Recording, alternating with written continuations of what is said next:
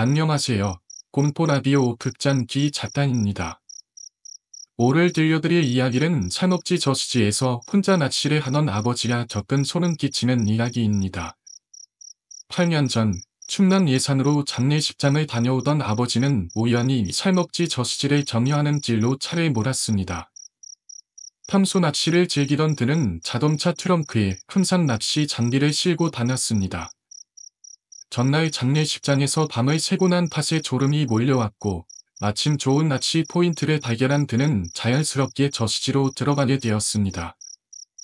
저수지에 만나는 포인트에 의자를 놓고 낚싯대 하나를 펼친 그는 떡밥을 바늘에 걸어 저수지에 담그고 월척을 기다렸습니다.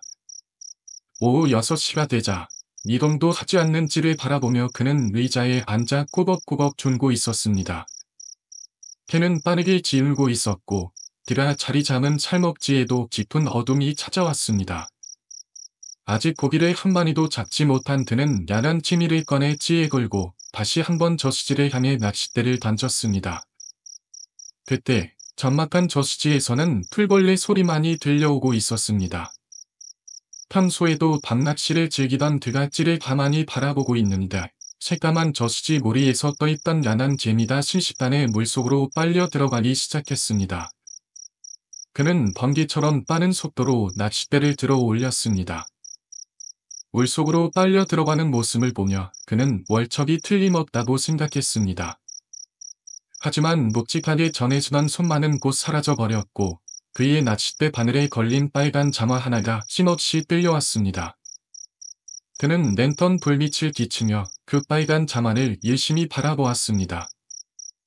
그것은 초등학생이 신을 만한 작은 사이즈의 자마였습니다. 고기는 전혀 나오지 않고 이런 게 올라오다니 재수없게 생각하며 그는 자마에서 바늘을 빼내고는 자마를 숲속으로 던져버렸습니다. 그때 전화벨이 울렸고 아내가 걸어온 영상전화였습니다. 그는 핸드폰을 얼굴 앞으로 들어 아내의 전화를 받았습니다. 이제 출발할 거야. 빨리 안 올라오고 뭐해?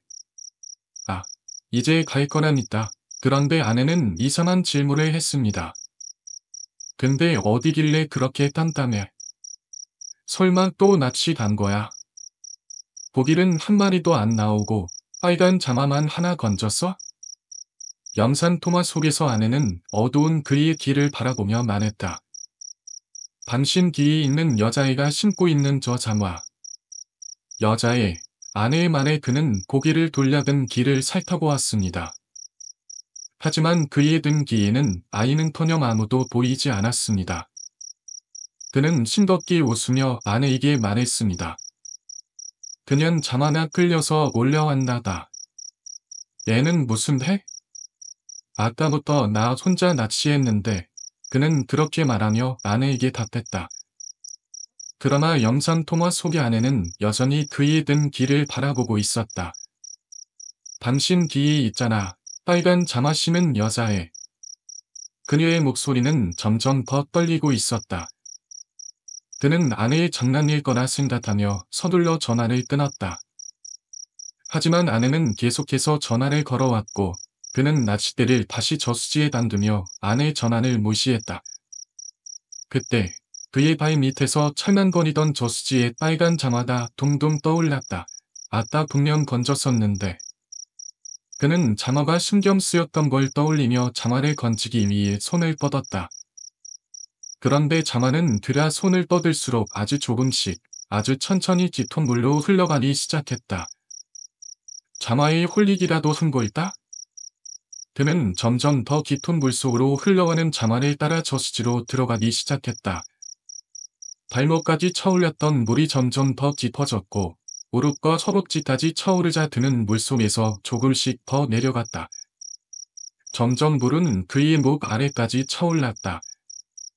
물이 입 안으로 들어오고 나서야 그는 깊은 물속에서 정신을 차렸다.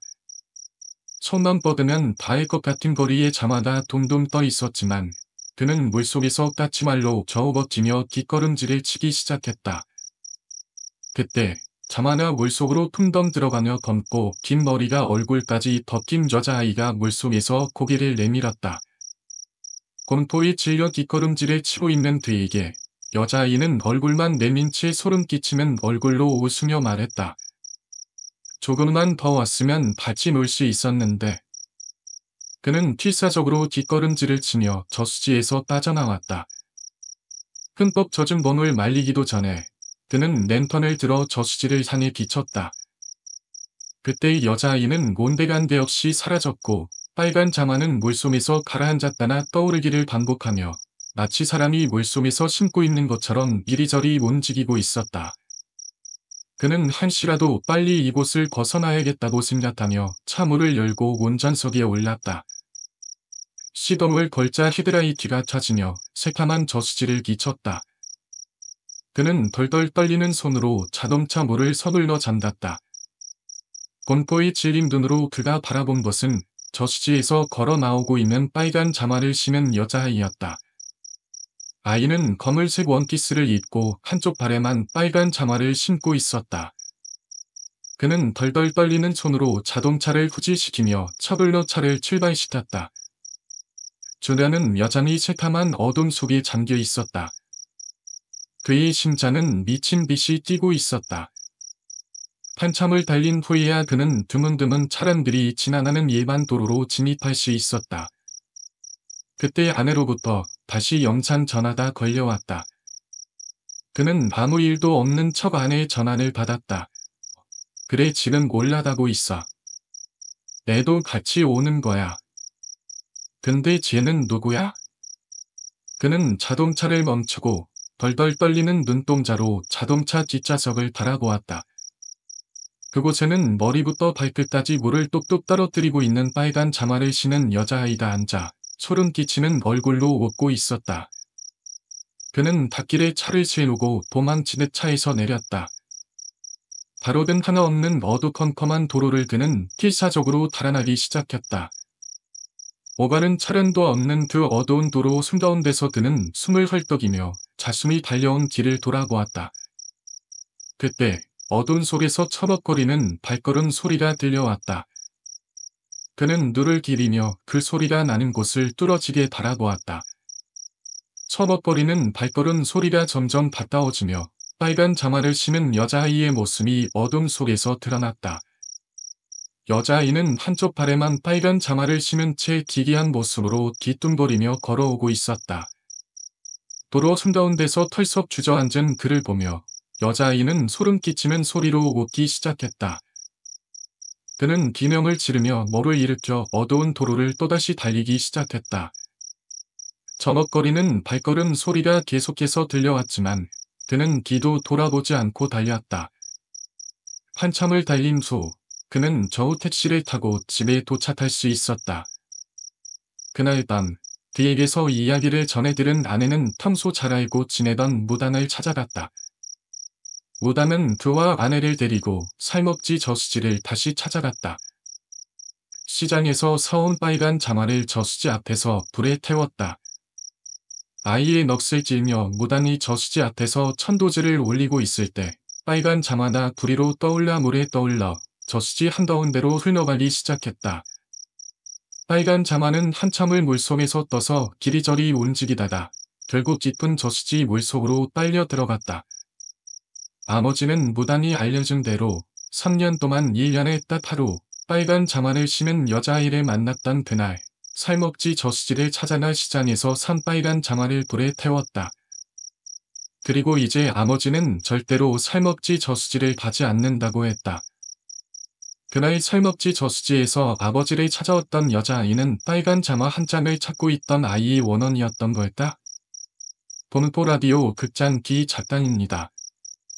오늘 들려드릴 이야기는 남만아 살고 있는 아파트, 그 아래층에서 살던 신혼부부가 겪은 끔찍한 이야기입니다.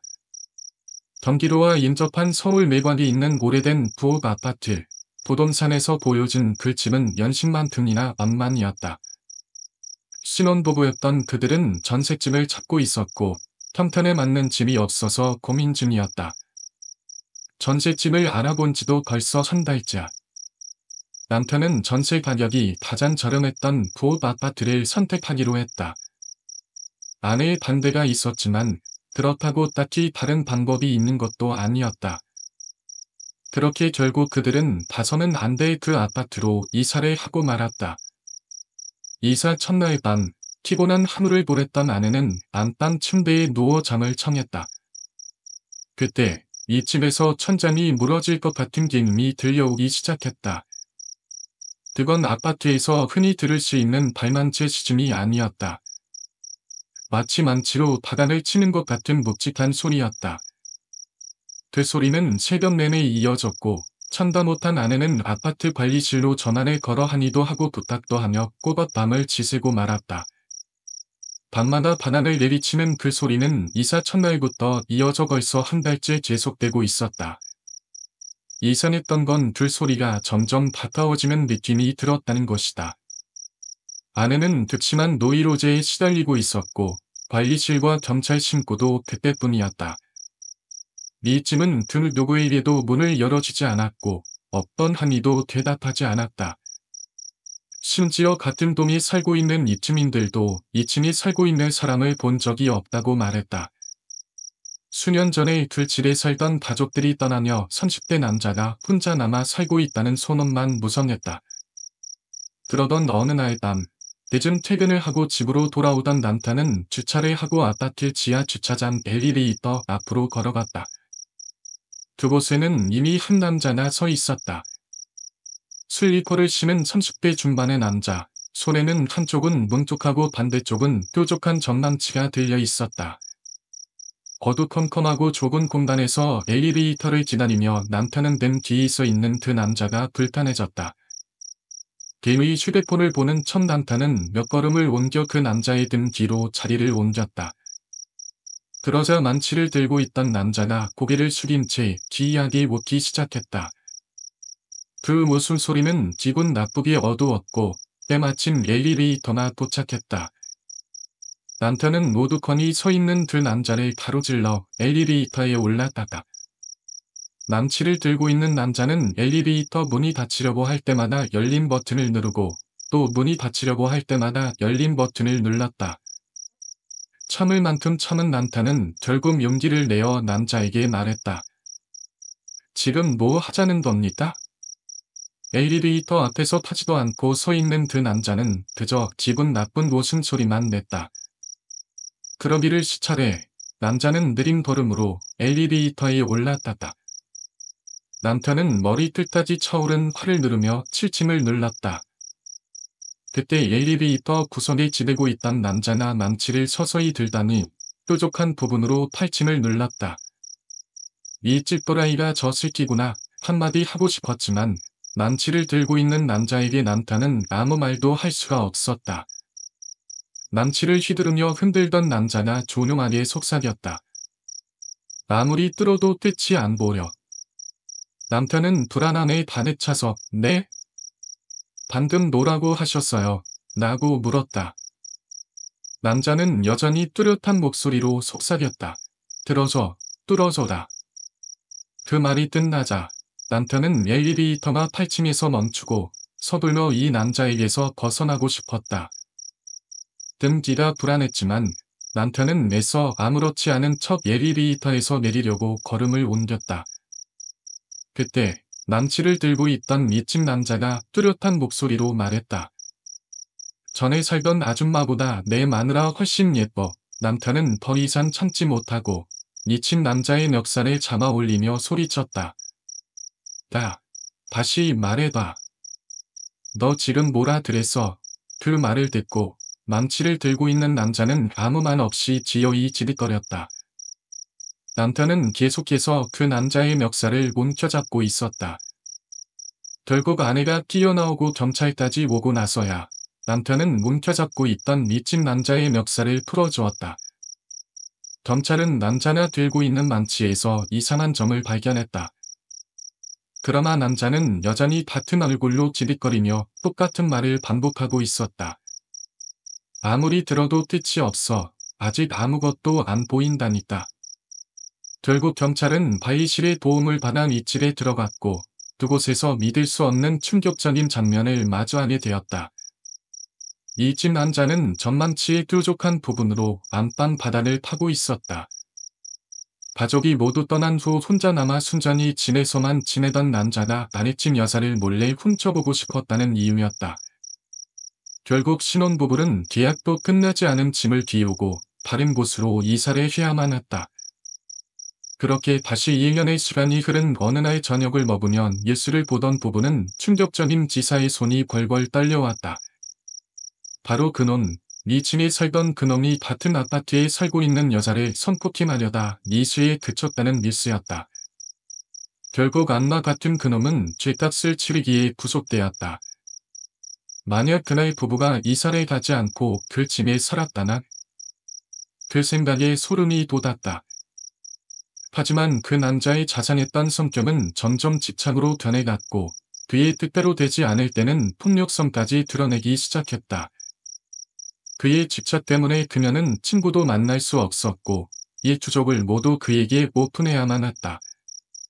기가 시간이 5분이라도 늦으면 그는 수십 통의 전화를 걸어왔고 회사일 때문에 거래처 남자를 만나면 그의 거친 욕설과 폭력에 시달려야만 했다. 결국 그의 지루하고 소름 끼치는 집착 때문에 그녀는 천년의 연애를 끝으로 그에게 일방적인 미래를 통보했다. 전화로 그녀를 붙잡던 그는 그날 밤 그녀의 집 앞에 찾아왔다. 내가 잘할게. 그러니까 우리 헤어지는 건 절대 안 돼. 그는 미래를 고수하는 그녀를 막무가내로 붙잡았다. 하지만 그녀는 붙잡는 그를 뿌리치고 단호하게 집으로 돌아왔다. 그날 밤 그로부터 100통이 넘는 전화와 문자나 새벽 내내 울렸고 그건 한 달이 넘도록 계속되었다. 그러던 어느 늦은 밤 그녀가 집으로 돌아가는 길에 시척해진 얼굴에 괴가 맞아섰다. 나란 얘기 좀 해. 그는 연원이 모두 빠져나간 눈동자로 그녀에게 제법 크기가 큰 여자의 모양의 이념을 건넸다. 현주는 기분 나쁘게 생긴 이념을 뿌리치며 그를 키에 집으로 걸어갔다. 그는 거칠게 현주의 팔을 붙잡아 불려 세웠다. 그러더니 이전의 눈동자와는 달리 파랗게 변한 그의 눈은 살기가 가득한 눈으로 그녀를 노려보며 말했다. 2년만 받아줘. 그럼 두 번 다시 안 찾아올 테니까. 현주는 그의 살벌한 기세에 눌려 이념을 건네받았다. 그는 그녀의 품에 있는 이념을 물끄러미 내려다보다니 희미한 미소를 보였다. 마치 또 다른 인격의 사람처럼 완전히 다른 사람으로 보이기까지 했다. 그는 그녀의 코앞까지 다가와 이렇게 말했다. 버리면 진짜 죽여버릴 거야. 현주는 겁에 취하여 이념을 들고 집으로 달려들어갔다.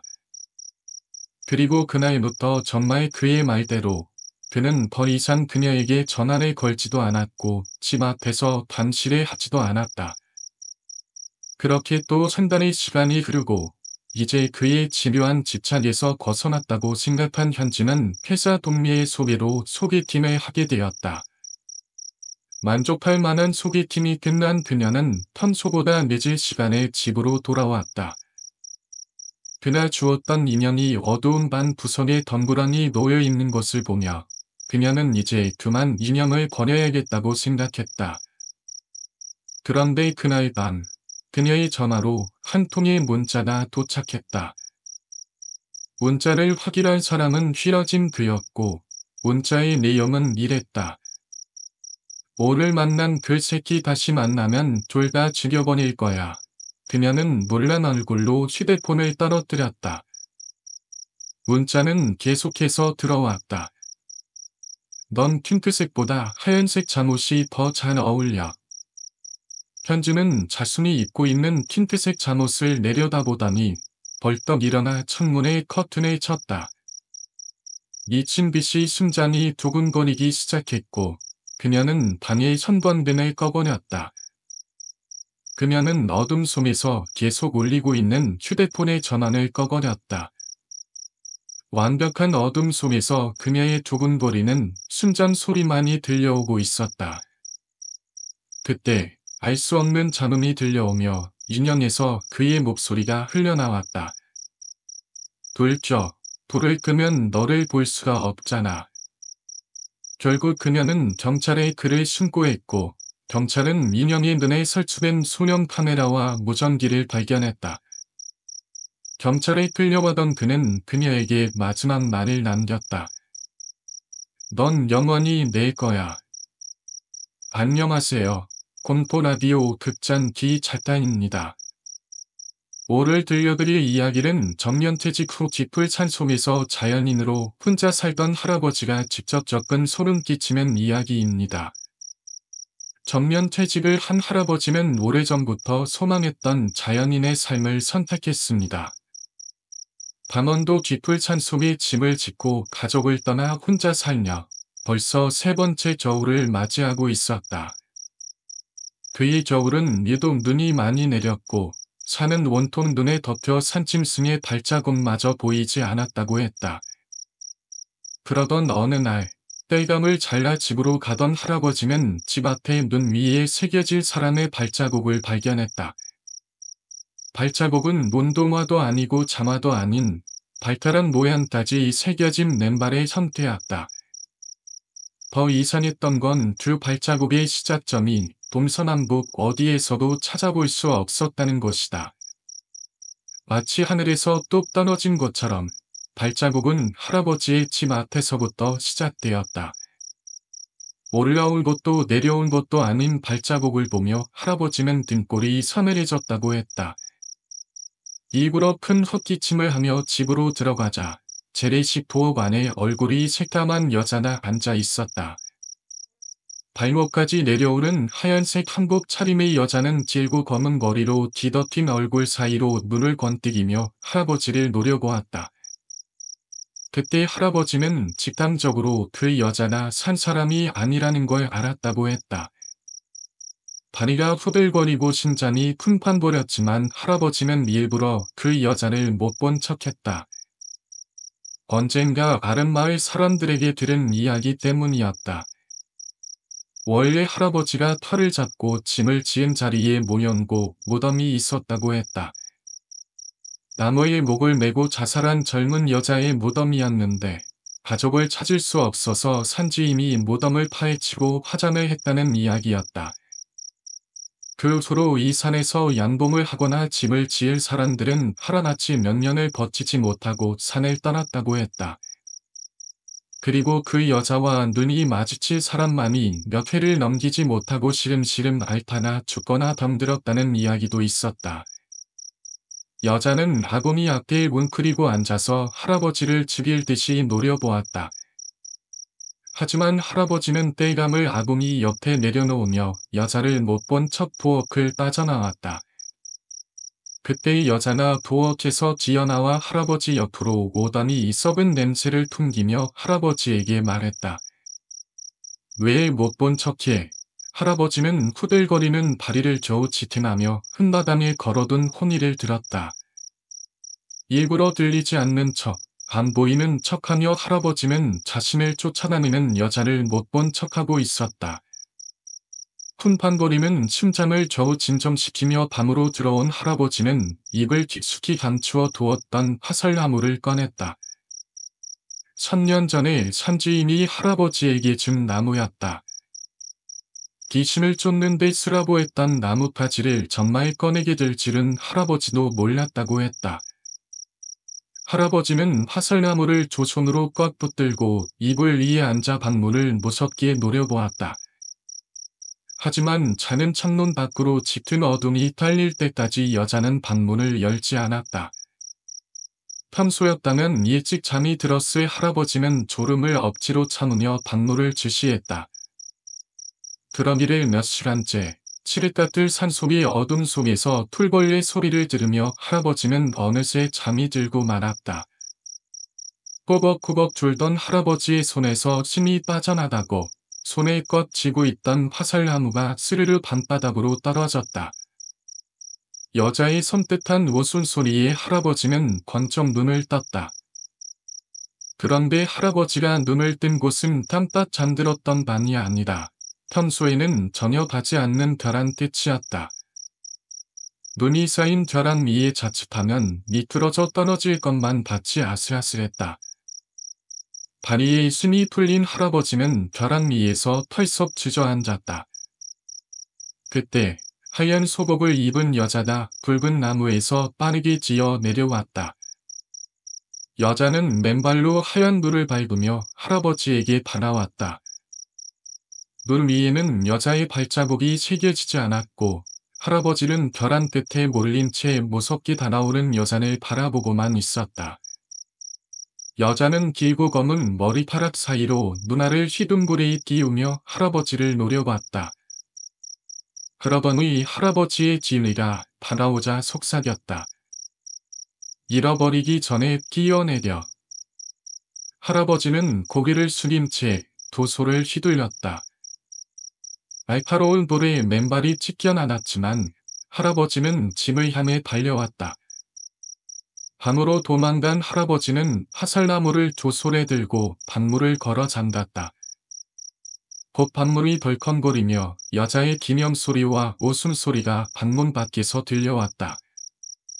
할아버지는 붉은 소금을 밭물에 뿌리고 화살나무를 흔들며 필사적으로 맞아섰다.